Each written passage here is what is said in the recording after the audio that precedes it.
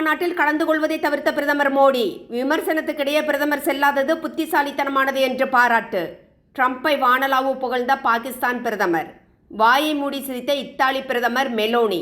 மெலோனியை அழகி என்று அழைத்த ட்ரம்ப். காசா மேடையில் இந்தோனேஷிய அதிபருடன் ரகசியமாக வர்த்தகம் பேசிய ட்ரம்ப். பார்க்கலாம் இந்த வீடியோவில். இஸ்ரேல் காசா போரை முடிவுக்கு கொண்டு வரும் திட்டத்தை அமெரிக்க அதிபர் ட்ரம்ப் முன்னெடுத்தார். அதன் அடிப்படையில் இருதரப்பின் ஒப்பந்தம் எகிப்தில் கையெழுத்தானது. எகிப்தில் உள்ள அமைதிக்கான நகரம் என்ற புனைப்பெயரை கொண்ட ஷர்ம் எல் ஷேக் நகரில் உச்சி மாநாடு நடைபெற்றது. இந்த மாநாட்டில் அமெரிக்க அதிபர் ட்ரம்ப், இத்தாலி பிரதமர் மெலோனி, பாகிஸ்தான் பிரதமர் ஷபாஸ் ஷெரீப், இங்கிலாந்து பிரதமர் கெய்ர் ஸ்டாமர் உள்ளிட்ட பலர் கலந்து கொண்டனர். இந்த மாநாட்டில் உரையாற்றிய அதிபர் ட்ரம்ப், நீங்கள் ஏதாவது சொல்ல விரும்புகிறீர்களா? என்னிடம் சொன்னதை இங்கே சொல்லுங்கள் என்று கூறி பாகிஸ்தான் பிரதமர் ஷபாஸ் ஷெரீப்பை இழுத்து மேடையில் விட்டார். அதைத் தொடர்ந்து மேடையில் ஏறிய ஷெரீப், அமெரிக்க அதிபர் ட்ரம்ப் அமைதிக்கான மனிதர், ஓய்வு இல்லாமல் தினமும் அமைதிக்காகவும் வளத்திற்காகவும் போராடி வருகிறார். ட்ரம்பை நோபல் பரிசுக்கு பாகிஸ்தான் பரிந்துரைத்து இருந்தது. இந்தியா பாகிஸ்தான் இடையிலான போரை ட்ரம்ப் நிறுத்தியிருந்தார். 2 நாடுகளிடமும் அணு ஆயுதம் இருந்தது. போர் தொடர்ந்து இருந்தால் என்னவாகி இருக்கும்? நான் ட்ரம்பை மீண்டும் நோபல் பரிசுக்கு பரிந்துரைக்கிறேன். இவர்தான் சிறந்த மனிதர். மில்லியன் கணக்கான மக்களின் வாழ்வாதாரத்தை, உயிரை காப்பாற்றியிருக்கிறார். உங்களுக்கு சல்யூட் அடிக்கிறேன் பிரசிடென்ட் ட்ரம்ப். உலகம் எப்போதும் உங்களை நினைவு கொள்ளும். ஏற்கனவே நீங்கள் 7 போர்களை நிறுத்தி இருக்கிறீர்கள். இன்று 8வது போரை நிறுத்தி இருக்கிறீர்கள் என்று புகழ்ந்து கொண்டே சென்றார். அமெரிக்க அதிபர் டொனால்ட் ட்ரம்ப் அழும் அளவிற்கு புகழ்ந்து பேசிய பாகிஸ்தான் பிரதமர் ஷபாஸ் ஷெரீப்பை பார்ப்பதற்கு பாவமாகத்தான் இருந்தது. இன்னும் கொஞ்சம் பேசியிருந்தால் ட்ரம்ப் எமோஷன் ஆகி அழுதிருப்பார். அந்த அளவிற்கு ஷபாஸ் ஷெரீப் ட்ரம்புக்கு ஐஸ் வைத்திருந்தார். வேறு வழியே இல்லாமல் ட்ரம்பை புகழ வேண்டுமே என்று புகழ்வது போல இருந்தது. இதற்குத்தான் சிவசேனா எம்பி பிரியங்கா சதுர்வேதி கடுமையாக ஷெரீப்பை விமர்சித்திருந்தார். இந்த நிலையில் எகிப்தில் நடந்த காசா ஒப்பந்த கூட்டத்துக்கு பிரதமர் மோடி செல்லாதது மிகவும் புத்திசாலித்தனமானது. இந்த நிலையில் எகிப்தில் நடந்த காசா ஒப்பந்த கூட்டத்துக்கு பிரதமர் மோடி செல்லாதது மிகவும் புத்திசாலித்தனமாக பார்க்கப்படுகிறது. அங்கு பிரதமர் மோடி சென்றிருந்தால் இந்த மாதிரி ஷபாஸ் ஷெரீப் இந்தியா பாகிஸ்தான் இடையே போரை ட்ரம்ப் நிறுத்தினார் என்று புகழ்வதை பிரதமரால் ஆமோதிக்கவும் முடியாது, எதிர்க்கவும் முடியாது.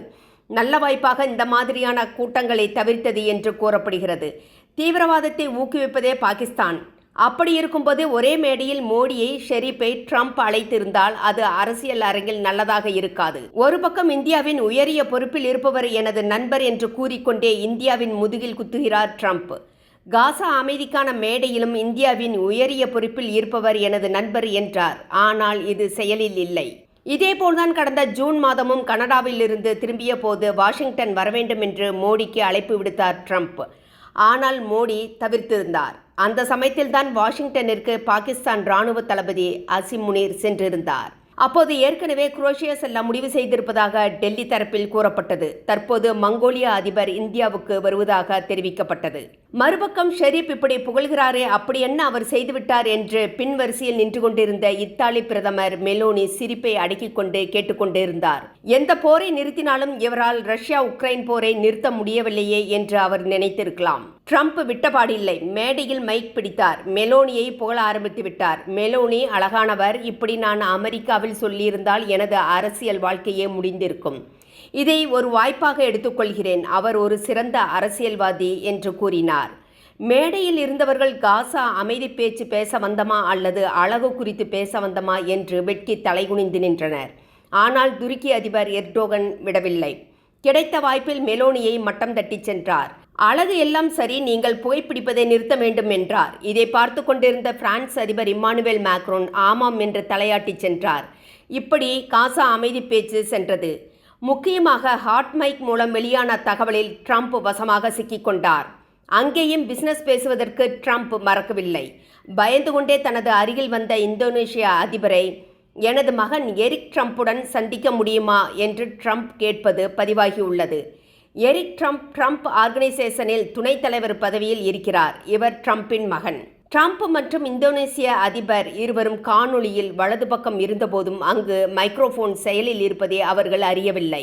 ஆடியோவில் இருவரும் ட்ரம்ப் ஆர்கனைசேஷன் அல்லது அவரது குடும்பத்தைச் சேர்ந்த வர்த்தகம் தொடர்பாக பேசியிருப்பது மட்டும் தெளிவாகிறது. அதாவது ட்ரம்ப் ஒரு முக்கியமான காசா அமைதி ஒப்பந்தத்தில் கையெழுத்து போடுவதற்காகவும் 20 நாடுகளின் தலைவர்களை சந்திக்க சென்றுவிட்டு சொந்த நலனில் மட்டுமே அக்கறை செலுத்தியிருப்பது தெரிய வருகிறது. இந்த ஹாட் மைக் சந்திப்பின் காணொளி தற்போது இணையத்தில் வைரலாகி வருகிறது. அதில் இரு தலைவர்கள் பேசிக் கொள்கிறார்கள். இந்தோனேஷிய அதிபர் பாதுகாப்பு காரணமாக இது பாதுகாப்பான இடம் அல்ல என்று குறிப்பிடுகிறார். ஆனால் ட்ரம்ப் அதையெல்லாம் கண்டுகொள்ளவில்லை. ட்ரம்ப் ஆர்கனைசேஷன் இந்தோனேஷியாவின் தலைநகர் ஜகர்தாவின் தெற்கில் சுமார் 60 கிலோமீட்டர் தொலைவில் விடுதி ஒன்றை இயக்கி வருகிறது. ட்ரம்ப் எங்கு சென்றாலும் தனது குடும்பத்திற்கு பிசினஸ் செய்வதை குறியாக கொண்டுள்ளார். இப்படித்தான் பாகிஸ்தானிலும் ட்ரம்ப் மகன் முதலீடு செய்துள்ளார். அவர்களுக்கு கையூட்டாக பில்லியன்களை வீசுவார் ட்ரம்ப். தற்போது தெரிகிறதா ஏன் பாகிஸ்தான் ட்ரம்ப் பின்னால் செல்கிறது என்று? நண்பர்களே, உங்களது கருத்துக்களை எங்களுடன் பகிரவும். உங்களது ஆதரவு எங்களுக்கு மிகப்பெரிய ஊக்கமாக இருக்கும். நன்றி.